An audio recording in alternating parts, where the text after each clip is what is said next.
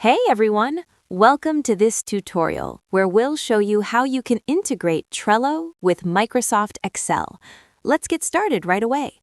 This integration helps you automatically sync data between Trello and Excel, which saves time and helps reduce mistakes from manual data entry. First, go to Trello.com and log in using your email, Google, or Microsoft account. After logging in, create a new board by clicking on Create, giving it a name, choosing a background, and setting the visibility. Once your board is ready, click on the Power-Ups button at the top. In the search bar, type Excel Trello Two-Way Sync. Look for a tool like the one from BlueCat and click Add.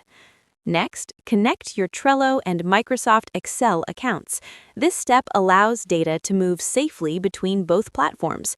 After that, set up your workflow.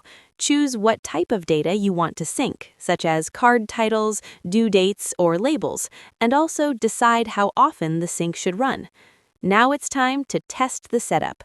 Make a small change in Trello or in Excel and check if the update appears on the other side. If it doesn't work, adjust the settings and try again. Once everything looks correct, turn on the sync and let the automation take care of the rest.